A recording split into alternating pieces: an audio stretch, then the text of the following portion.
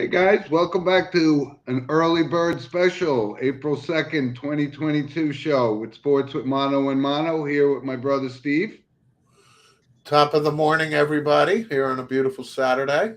in the Northeast. Spring's April. approaching. April showers bring May flowers. That's what they say.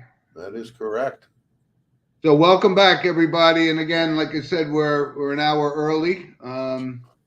So thanks for joining us, and let's jump right into it. Our monologue is sponsored by Coriano Trucking of Summerhill, New York. And Steve, you have the mic. Yes, I do. So yesterday was a big day in world sports. The unveiling of the groups for the World Cup, Soccer World Cup took place yesterday. And I got to tell you, I was with a couple colleagues at work over, at the lunch table with their phones, and riveting entertainment, waiting the selection process. But I'm being facetious here. I understand this is it for soccer, for the soccer community around the world. So the United States, they're going to face England. It looks like, which is I thought it was pretty cool. There's a couple flashes to the Revolutionary War. I saw some images, Washington versus, the Redcoats. Right. Canada makes the World Cup. First time, I think, since the 1950s. I'm like, what? Really? So that's cool. But my colleague is Italian. Right, and I said, "What's going on? Italy is omitted from the tournament, and this is after we're watching Italy. What, last year win the Euros or whatever the hell they call that tournament we watched last year. So them not being there obviously is huge news around the world. And then the other unveiling was like Argentina and Mexico, and this is some real good rivalry games. However, I flashed back immediately to watching Brian Gumbel's Real Sports, and when Qatar was announced as the site for the World Cup. I think it was 10 years ago. Time flies on this one.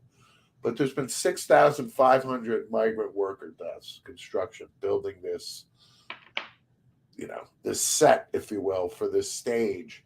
And, I think it's in November, and it's going to be 90 degrees, 90 to 100 degrees, and so on. That's why they moved it to November, yeah. Right. But let's not kid ourselves about the ugly side of what Qatar is doing to pull this off, right? Obviously, it's it's not a country that exactly tolerates free rights and things like that. But I just wanted to mention to our audience, the World Cup is here, and then I was told the next World Cup is Canada, United States, and Mexico, and I believe the final will be at Exit 16W down the Turnpike here in New Jersey. So, just want to acknowledge to our soccer fans, the World Cup is fast upon us. I'm glad you brought that up, Steve, because I caught some grief from one of our loyal listeners, Diego, who's big on this. But you're right, big news: Italy not in the World Cup, Colombia not in the World Cup. Yeah, it's another one. But when you talk about people dying building this happens all the time. Every venue that hosts the Olympics and so not forth. 6,500, and trust me, the living conditions that they're subject to. Agreed. I get it. I'm not diminishing it, but it does happen at that kind of thing. But you're right. The World Cup does start, and you brought it up. We talked offline before the day before yesterday. It seems like the World Cup was 6 months ago, but they did move it to November because of the heat in Qatar or Dubai, whatever it is. Qatar. Yeah. Yep. So anyway, that was big news. Diego, sorry about your hometown Colombians, but United States, England, that'll be a watched game. There'll be a lot of people calling in sick. That's how big the World Cup is across this. You play to win the game. Yeah. Diego. So, Steve, one thing I wanted to mention from last week, we kind of were punked. We had No, a not kind comment. of. We were, We but we were didn't take that regarding, Matt seriously. Ryan and some allegations against him, which obviously were completely false. But anyway, we regret the. We kind of thought it didn't Well, sound no. right, to be quite honest. To be fair, shame on us. We kind of, we knew this was kind of a joke, but we just Yep. wanted to play it safe. But yeah, I mean, But here's another thing. I wanted to bring this up before we jump into the hoops, because yesterday was April Fool's Day, and I actually got fooled on PTI. You and I both like PTI, right? yeah, The first story that came up was Coach K was stepping down before today's game to let John Shire get used to playing in the Final Four. And I was picking up my phone. I was going to text you and say, "You're not going to believe this." And then they go, "April Fools." So right. No, I wouldn't have believed it. that was pretty funny, though. I actually bought into it for a minute. Right?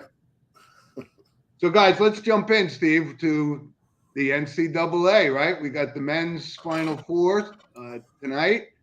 And we'll talk. Let's start first with the ladies, right? UConn back in the final, Yeah, against South Carolina, and the Women's Player of the Year, Aliyah Boston, I think. yeah. So I saw a great interview with Gino Auriemma. I'm a big fan of his, and I am too. he's been doing this for a long time. University of Connecticut is 15-0 when they reach the NCAA finals, with the girls 11-0 and the men's team 4-0. How about that? Yeah, that's incredible. I think this is the 14th consecutive year that the UConn women have made the Final Four. Yep. And by UConn standards this year, it's been a real tough year for them. Even though, at the end of the day, you look at their record, it's probably like 32-5 or something. But Yeah. that's like the New England Patriots with Brady going 7-9 or something, right? But Paige Becker's got hurt the knee early in the season. She's back. And is that a coincidence that they beat Stanford the other night? They had that thrilling double overtime win against North Carolina State. Ozzie Fudd was a top recruit, and she had a knee injury coming into UConn, and she's healthy and contributing. And South Carolina is no joke, though. They are no joke. They lost to Stanford last year. South Carolina is probably favored because of Boston, who will be the player of the year. Yep. But I don't be surprised if UConn pulls this off, especially with that stat that you just said that the school is basically undefeated in the final. And 14 consecutive Final Fours for Gino Auriemma. And I mean, we grew up to the amazement of what John Wooden did at UCLA, and 14 consecutive Final Fours is pretty good. Yeah, that's dominating. That's dominating. So we got the final all set. It's UConn versus South Carolina, and that's, I think, Sunday night, right? It's always Sunday, the night before. Yeah. So good luck to Auriemma and the UConn Huskies. Absolutely, yes. So what's going on the men's side? We got a couple basketball games tonight. We got a lot of stories. Look at the 4 teams we're talking about. Just a plethora of national championships among them, right? North Carolina, Kansas, Duke, and Villanova. Does it get any better than that? No, this is a classic Final Four. With those four names you just reeled off. To me, the biggest stat that was glaring for me all week was that North Carolina and Duke have never ever met in the NCAA tournament. It's hard to believe. It's hard to believe, really is. Yep. So that, I mean, the rivalry we've talked about is Michigan, Ohio State football. It's, you pick one of the top rivalries. Yankees, Red Sox, Duke, Miami, Florida State type of thing back in the day. But, this is right up there. So the alum and the state of North Carolina and Tobacco Road, this is huge, man. This game is This is like the Super Bowl. It really is. I mean, a lot of people are saying, this is the game rather than Monday night. But, you and I, we look across all four teams and we love all these four coaches that are in there, right? Bill Self, Hubert Davis, Coach K, right? Yeah. It's Jay just Wright. it doesn't get any better. And we've been talking about the NCAA tournament, just prior to the selection, and now we're down to Final Four teams, and it doesn't line up any better. I mean, let's talk about what we think about the Duke North Carolina game. I mean, this whole Coach K story is just it could be unbelievable, and I'm going to go with Duke in this game, and I'm going to I'll tell you why, because I think each team has like one dominating player, right? Baycott for North Carolina and Banchero for Duke. But then there's the X factor, and listen, Hubert Davis has been in this game before. He's sat on the sidelines with Roy Williams for years, but it is his first year. So you got to give the coaching edge right there to Coach K. And I don't want to say nerves could play a role in it, but I'm going to go with Duke in this game. What are your thoughts, Steve? Well, look at the color of my shirt today. It's no coincidence. North Carolina fan, right? When we grew up, right? Jim and I, our favorite college basketball team was Indiana. Why? Because of Bobby Knight.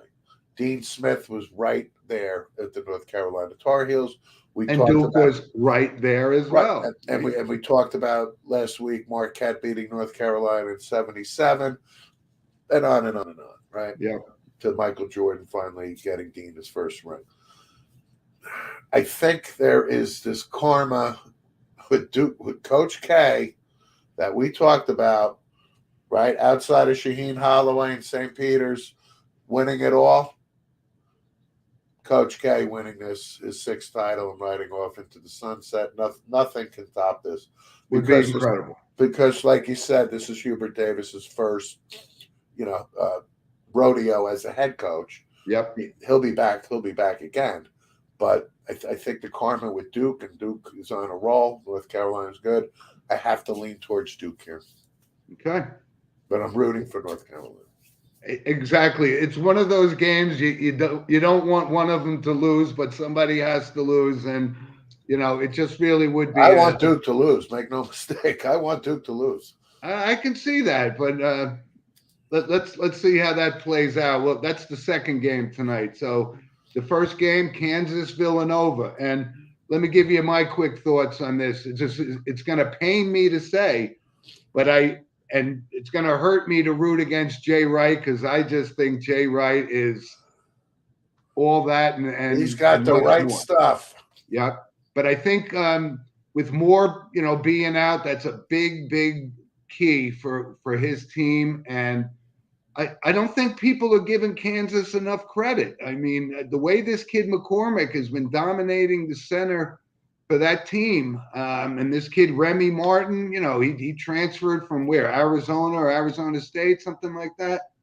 I really like Kansas in this game, and it's strange because listen, if Villanova goes to the line, they're money, right? They're shooting 83% from the free throw line during the tournament, which would be an all-time record. And I'm a big fan, like I said, Steve, of Jay Wright, and Villanova's been there. They won 2 out of the last 6 years. I'm going to go with Kansas in this game. Yeah, I'm not going to really waver off much differently from what you said. Huge Jay Wright fan. It's tough that Villanova lost that, has the injury to deal with. That's big. Villanova plays great defense. Like you said, they're money at the line. But when you watch Kansas this year, and you alluded to and mentioned a couple of those players, they're good. I mean, they are good. And I think they're a little bit too much for Villanova. Connor Gillespie aside, I just have to favor Kansas tonight. And I got to say, I'm thinking Duke, Kansas for Monday night. It's a mono and mono first. We're seeing eye to eye, brother. I can't Right. deny it. And we didn't talk before the show, but Yep. this is what we do for our audience. We give you our honest opinions going in. Yep. All right. So let's fast forward. Let's say our two teams make the final. Who do you got winning the national championship? I got Kansas winning it. I think they're that good. I think they're that good. I know it's a team without like a complete dominating player. Like when Danny Manning won it for the Kansas in '88, he was the marquee guy. They don't have that. They just have a lot there, and unfortunately, they're going to have to play Duke, and I'm going to go with Duke in the final if they make it. I think this Cinderella thing for Krzyzewski is just you would want to kill yourself if you bet against them. And like I said, I'm a big Bill Self fan, and I like them to get to the final. But I think if they do get there and they got to play Duke, I'm going to go with Duke. Fine, I'm going Kansas. Therefore, we're back on on opposite sides of the camp. That was quick. Yeah. There is one thing, and you and I always bring up, Steve, when we see a pretty cool show. There was one on ESPN. It was like kind of a 30 for 30. I had never saw before, but it was the class of the Duke basketball program of 1984 with Johnny Dawkins and Mark Allery. And it's absolutely great. They're as close. Jay Billis on that team. I was going to say Billis was on that team. And they didn't win the championship. And they didn't win the championship with that class, which was surprising. But I mean, you could see the bond that was created when this guy, took over this program. And I bet you we could ask 8 people and not 7 of them wouldn't know who was the coach of Duke was before Mike Krzyzewski. That's how far back this goes. But it's a great piece, great documentary, and interviews with, like I said, Mark Allery and Jay Billis saying that this is a brotherhood of all brotherhoods, Duke basketball. And it just, what a story. What a story. Yeah. I mean, to answer the question for the folks about who was the coach before Mike Krzyzewski. I know who it was. I know you know. I'm just telling the audience. His name is Bill Foster. Right? And you know what? There's a broadcaster throughout the NCAA tournament this year. A lot of people may not be familiar because he works here in New York and does a lot of net games. Named Jim Spanarkel. And Jim Spanarkel was the guard in the '78 title game against Kentucky. It was Jim Spanarkel and Mike Jaminski was the center. Those were the 2 main Duke guys on that team. And Gene Banks was the 3rd guy, right?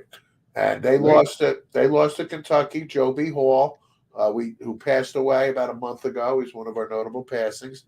And in that game for Kentucky was Jack Goose Gibbons, who went off for 41. But the point is, Duke, Krzyzewski wasn't handed a pile of crap, right? They were ascending. But once he got there, and the point of this story with Dawkins and Allery and Billis and Amaker, I mean, even though they didn't win the title, boy, did they laid the foundation for what Duke basketball is all about today. And to me, Johnny Dawkins, still remains my favorite Duke player. I mean, there's a ton of class Duke guys. Doesn't mean, when I say I'm not rooting for him, I just like North Carolina better, right? Doesn't mean I'm disparaging the Bobby Hurleys and so on and so forth. But to me, Johnny Dawkins is the head coach at University of Central Florida. He epitomizes class, and for me, he was my favorite Duke player. I would, if I had to pick one, I'd say Grant Hill was one of my favorite Duke players. Sure, nothing wrong with that. And I love his commentary to the day. I mean, he's a professional, and actually, I think he's taken over the Olympic basketball program anyway. So. Yeah. Awesome stuff, Steve. NCAA, we talk about it because it's awesome, and hopefully we'll catch up and watch one of the games together tonight.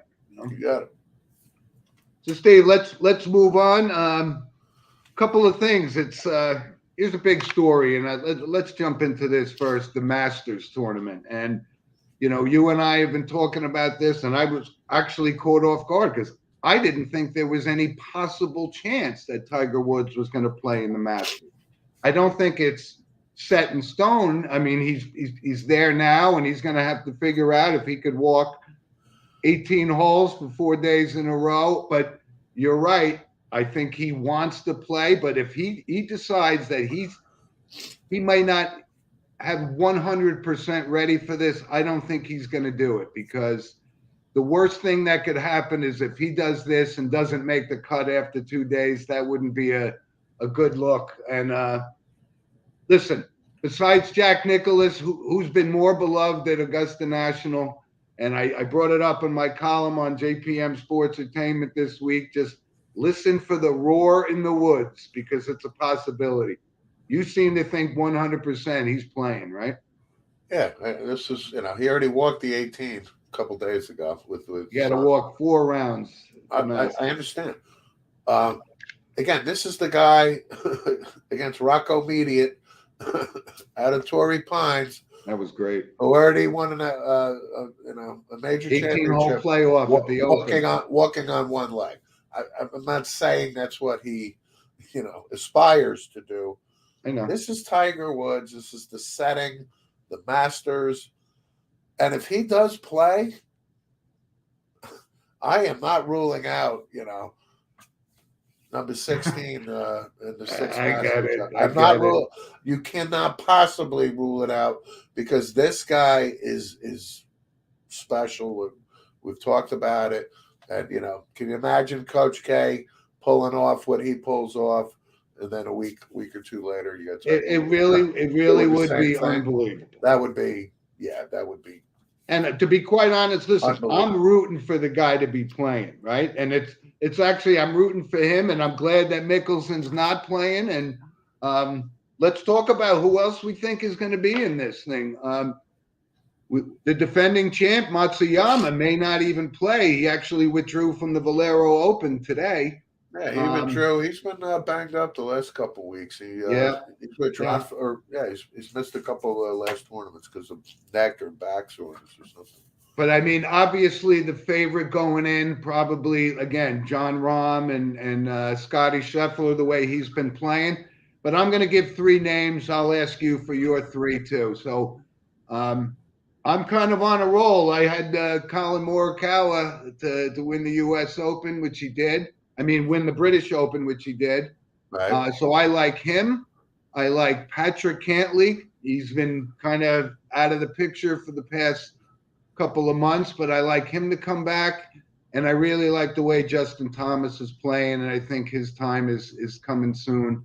Like I said, if John Rahm wins, I'm not going to be surprised. If Tiger Woods is in it and he wins it, I'll be floored. But those are my 3 picks. I'll give you a chance to give me your 3 favorites. I never rule out Mr. Dustin Johnson, Masters champ. Yeah, You are steadfast in his support. I'll give you that. Yeah, no question. Justin Thomas. Justin Thomas actually practiced with Tiger Woods this week. Those two are. And Charlie. Justin Thomas and Tiger are like as close as anybody I know of to Tiger Woods. So Justin Thomas hasn't really won a major in a while, right? In a while. Been a while. Yep. I'll throw his name out there. And my boy Patrick Reed out of the blue. Patrick Reed is capable of winning this tournament. He's won the tournament before. He has won. Masters champ. He'll be at the Masters dinner donning his green jacket. Yeah. So Patrick Reed will be my sleeper. Okay. Those are my 3 names. But Dustin is my number 1 choice. But this is our tournament. This is and like I said, I would not be surprised, and I would just want to reiterate. This is what I'm saying. If Tiger Woods pulls this off, I can't rule it out. And the whole allure of the Masters Championship is so dear to us. We've been watching this since we were 2 feet tall, and it's just look at what we've watched over the course of time, right? We kind of missed Arnold Palmer. I didn't get a real chance to see him because he was a little bit older than Jack. but we saw Nicholas, and then we saw, Faldo, and it just the changing of the guard, and these young guys today and then Tiger Woods, and he's got what, 5 Masters green jackets, 5. right?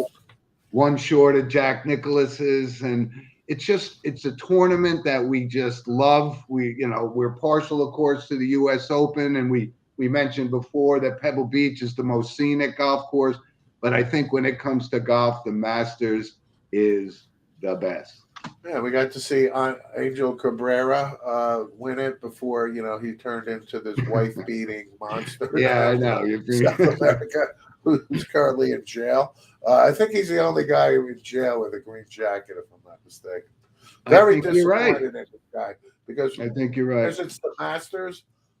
When he was winning it, we didn't root against this guy. We embraced it. Absolutely. And I'm just so disappointed in how he's living right now. I mean, I think the only one was a complete out of the blue shocker. The guy it was his 15 minutes of fame was probably Danny Willett, right? Yeah, Danny Willett's right up there. Right. Probably won 2 other tournaments in his career, but he's got a green jacket, and if you got a green jacket, you go to the dinner. Mike Weir's another one, I think. Mike Weir, he's won golf tournaments, but I think Mike Weir is he won the Masters. He won a U.S. Open too, though. Yeah. Oh, he does. He's got 2. But Mike Weir was the type of guy, like when he won the Masters, huge fan of Mike Weir, right? And I was so happy he won the Masters. But he was a name where you kind of asked who are your top 3 this year? Well, Mike Weir was never one of the top 3 guys. You know what I mean? So I remember when he won, and I enjoyed that victory. Probably one of only 2 left-handed golfers to win a U.S. Open and a Masters. That is correct. Right. That is correct. And one of the 2 was not named Phil Mickelson. Why? Because of Winged Foot in New York. Yeah, but he didn't win. Oh, he didn't ever win a U.S. Open. That's right. If only he didn't take the driver out. Should have went with the iron. Right. But anyway, so that kicks off. So by this time on our show next week, we'll have Make Your Move Saturday. We'll see how it goes. Totally. Love it. Steve, let's move into. We're a week away also from the start of Major League Baseball, right? And big news yesterday. Unfortunately, because we like this guy, we don't like the Mets, but we like Jacob deGrom. He may have some issues with that shoulder. Yeah. I got to tell you, yesterday, I'm driving to work, ESPN listening to. They had Chris Russo, Mad Dog Russo on it, right? And a lot of people that know me knows it took a long time for me to warm up to him. But anyway, a question was asked about Jacob deGrom and comparing him to Sandy Koufax, right? And I'll give Russo credit because he was passionate. He's like, come on, you can't compare deGrom to Sandy Koufax. And really, the reason why you can't is because Sandy Koufax pitched 300 to 350 innings a year, right? And during this dominant window of whatever it was, 5 to 7 years of complete dominance. That was the second half of his career. His first career wasn't stand out. No, correct. But the point is, Jacob deGrom is pitching 100 innings a year now. I mean, there's not a lot of innings. Like he's not 300. Don't get me wrong. The guy is probably the best pitcher in baseball right now. He most certainly is. Yep. But you can't give me 100 innings every year. And here we are, about to start the season. Yeah. And what happens again? We'll tweak here, And and he's a good guy, the whole thing. Rooting for him. But and this is Chris Russo's take on it. It's not my original thought. And everybody who knows me knows if we don't write our own material, we give credit to where it's due.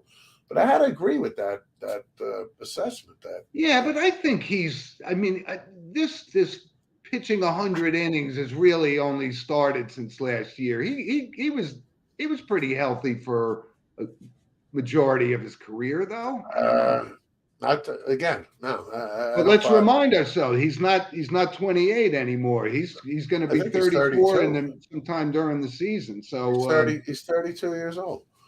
he might be a year older than that.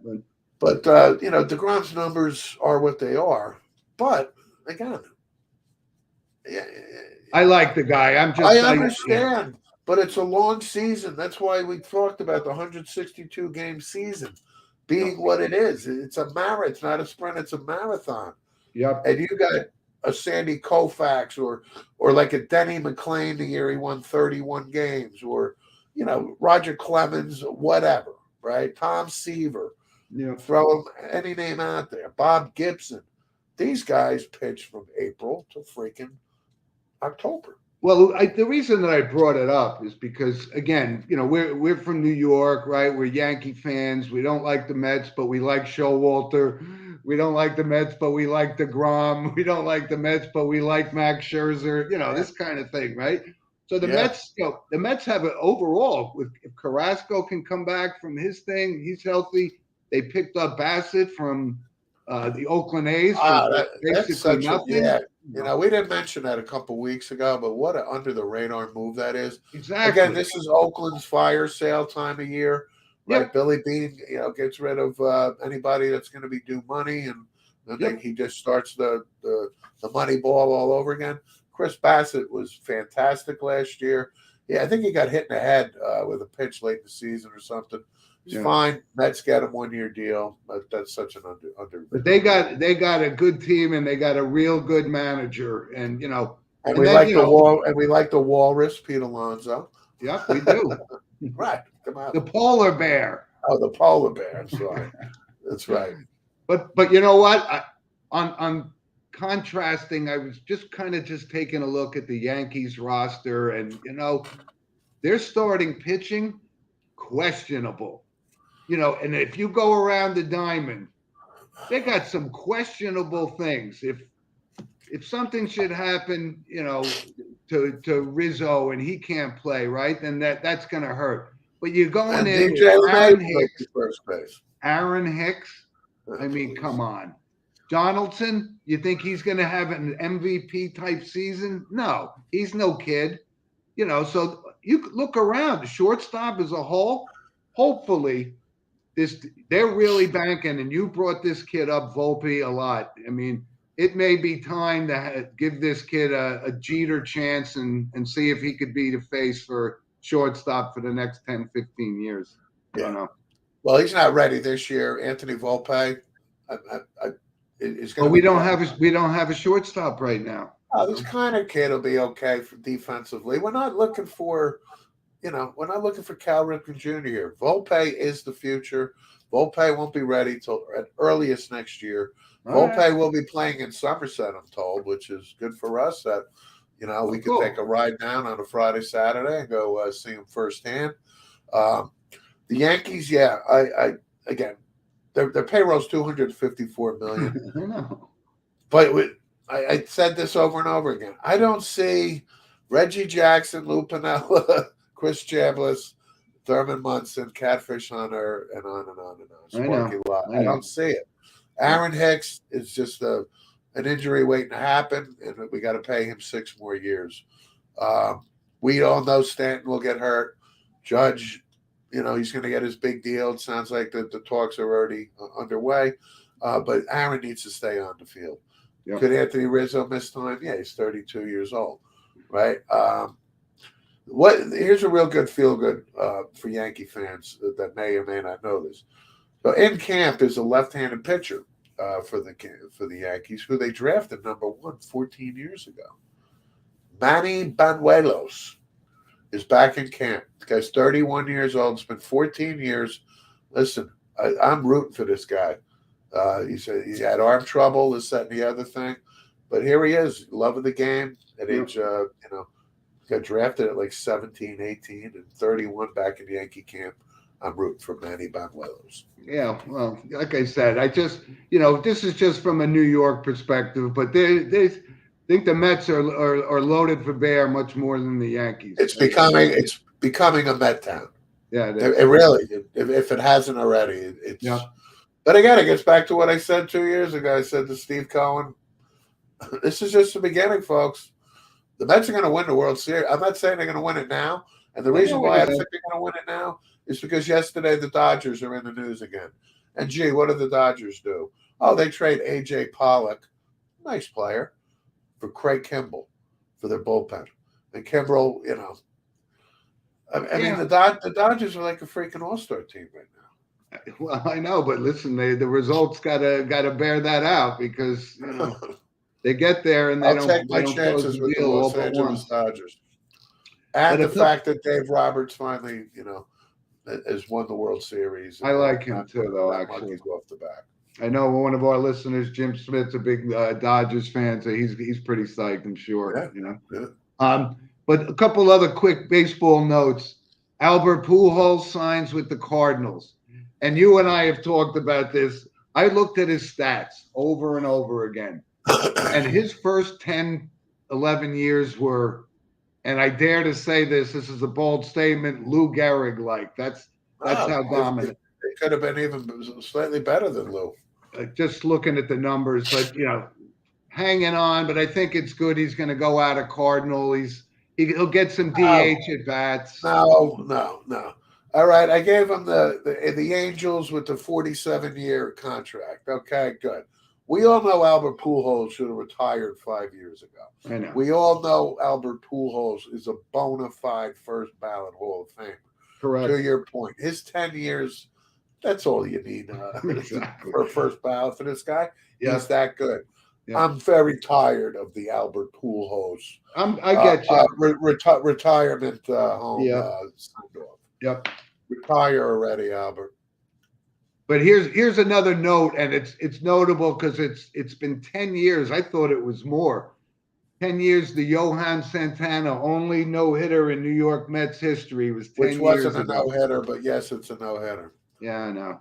Yeah. It's the same thing as the Tuck. It's the same thing as the Tuck rule, and it's also the same thing as Mike Renfroe was in against the Pittsburgh Steelers in the right side of the end zone at Pittsburgh, right? That the refs did not call a touchdown. Those plays like that, right?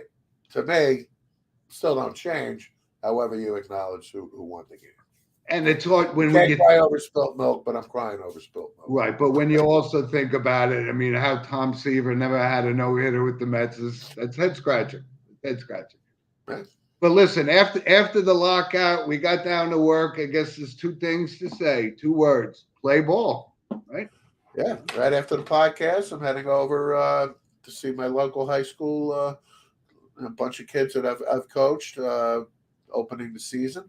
And then I head over to Tenafly, New Jersey, where my son has his second lacrosse game today. It's beautiful out.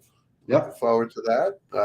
For the audience, I mentioned Sean last week. The first game, they lost 15-7 in Northern Highlands, but he got in, got a lot of playing time, and had his first varsity point. He had an assist in the game. So there you go.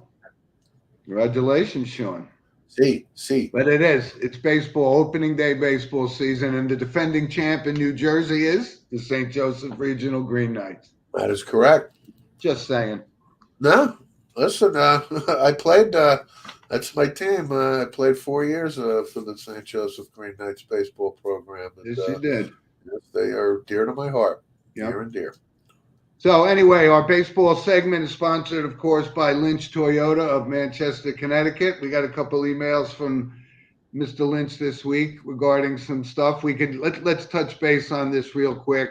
He brought up about the whole Deshaun Watson thing. Feels exactly how we did, that they emptied the truck for something that's uncertain at best. But wanted to bring that up, and thanks to Lynch Toyota.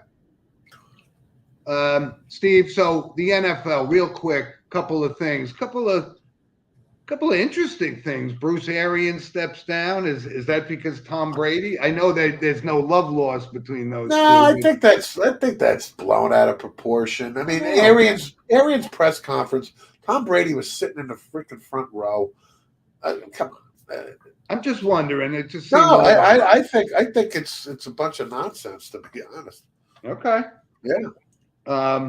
But the whole thing with the whole Deshaun Watson thing and the money, I think what it's going to do, because now guess what's going to happen? Who's going to set the next watermark for money? It's going to be Lamar Jackson, right? There's no question. I was waiting for that layup. No question. Now Lamar Jackson, I believe, but Lamar Jackson is his own agent, if I'm not mistaken. But Lamar Jackson could have signed an extension a year ago. He could have signed it, right after Dak signed, or maybe right after Aaron Rodgers signed a month ago, right? Yep. Who knows, right? And now Deshaun Watson gets this ridiculous amount of money. Yeah. Who is going to top that? It's going to be Lamar Jackson. And we're now we're talking into the $50 million a year range, and that's not out of the realm of possibility. But then it gets back to, when we're talking about, we can beat a dead horse 1,000 ways here. The NFL makes so much money, right? So then, we had the discussion a couple of weeks ago about Joe Buck and Troy Aikman and Tony Romo are getting paid $18 million a year. Really?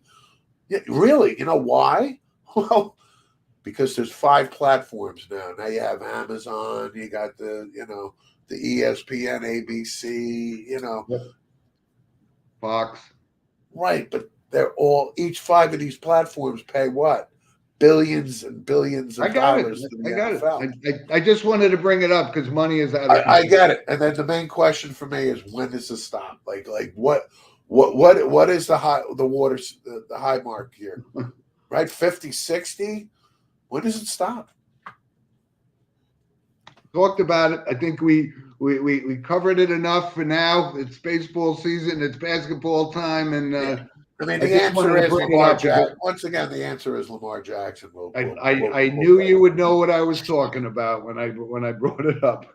You never missed it. That was hanging curveball. Hanging curveball.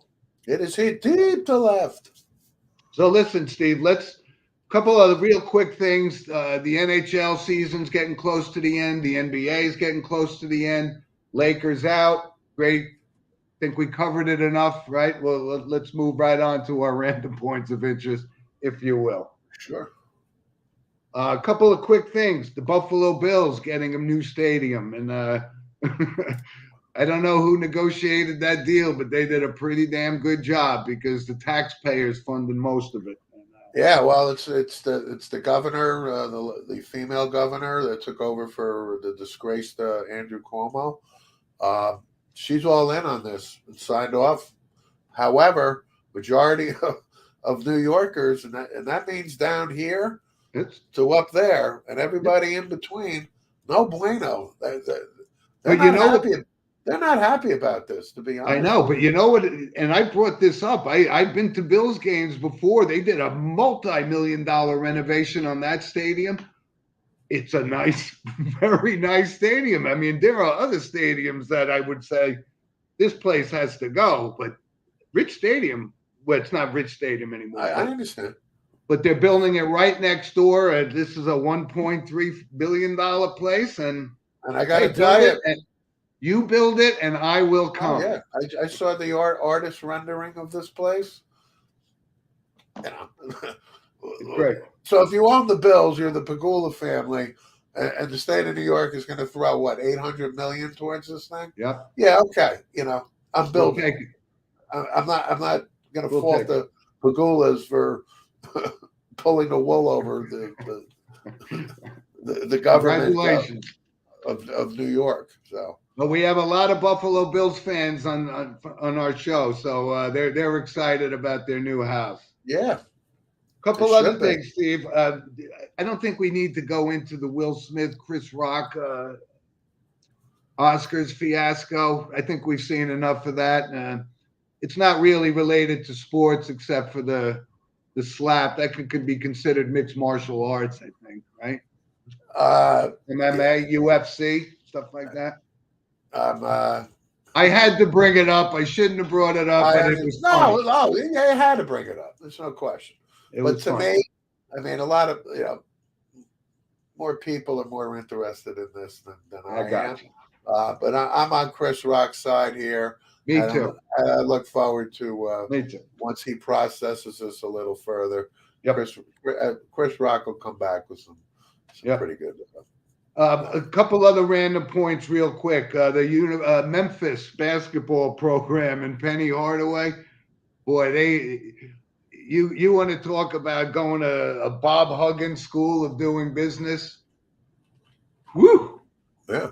Sanctions galore, and it's also going on at LSU. Every scholarship player for LSU has entered the transfer portal after they fired Will Wade, and they know what's coming. Death penalty for these guys. There's no question about it. Yeah. Anyway. I mean, Anthony Hardaway, right? Penny, right? Great story of him.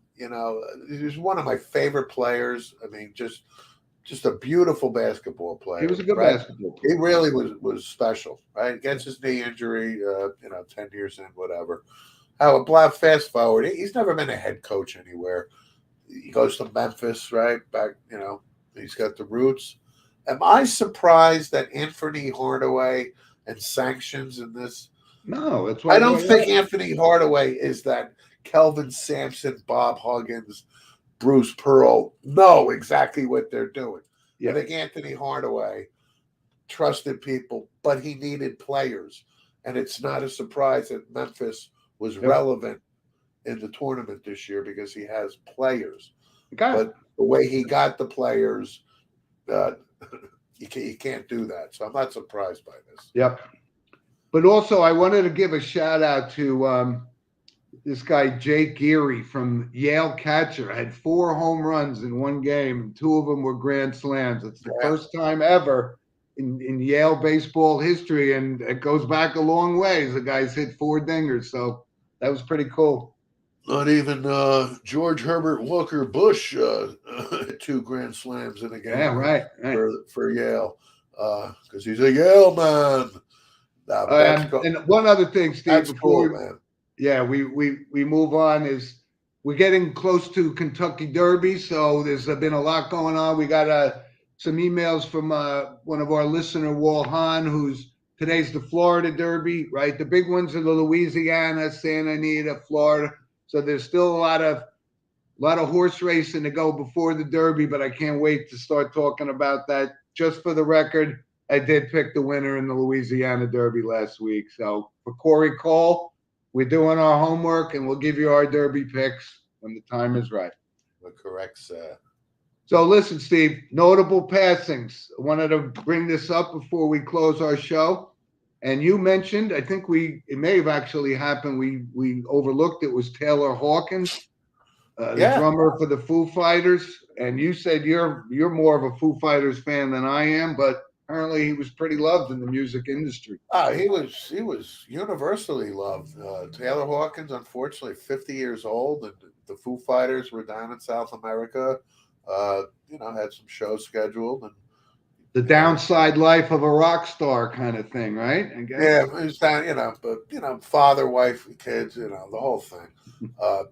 I'm sad about it, to be honest. Like because he was so beloved, like by not only his fans but his bandmates. I found that this guy Dave Grohl, the leader of the Foo Fighters, you mentioned him. He is one of the good guys out there. This guy is super, super talented, songwriter, drummer from Nirvana, good guy, sense of humor.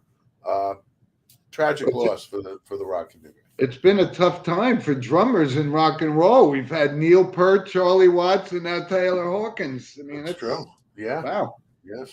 And one other one, we had to bring it up because you and I, we start laughing just talking about it. It was Paul Herman, 76, also from The Sopranos, Beansy. And I watched the episode last night where he gets run over by Richie Aprile. It is so friggin' funny. He was such a great character actor. Big loss. No question. You actually broke the news to me. You texted me. I was at work, and I'm like, started cracking up. Oh, God. And we're not laughing at Paul Herman. we're laughing at the brilliance of his character. Beansy in The Sopranos is one of our favorite. But one of the funniest line was when Tony goes to visit him and he's all tied up with the neck brace, and Tony's line was, "You get the BBC on that thing." So I had to bring it up. But Beansy, great character, was in Goodfellas. Oh, absolutely. And he was in Silver Linings Playbook for a lot of the fans out there. You know, he was De Niro's character's best friend, the guy they did the bet with. And hey, listen, the guy, again, another well-beloved guy. Nobody says a bad thing about the guy, 76 years old. Yep. And, yeah, for Soprano fans, that episode is so funny. It's one of the top 5 episodes of just an overall great show. And there is no question about it.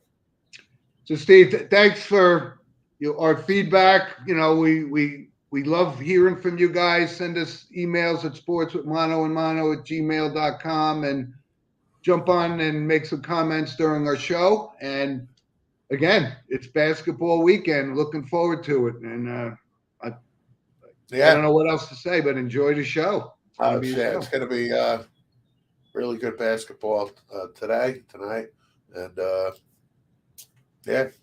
enjoy. Go Carolina, baby. And we'll catch up to you folks next week. Thanks for joining us. And Rob, behind the curtain, thanks for the show. Rob, thank you. And the real quick basketball note that we talked about, Shaheen Holloway did leave St. Peter's and officially introduced to Seton Hall. So no surprise there. Yep. See you guys next week. Thanks for joining us. Bye, everybody.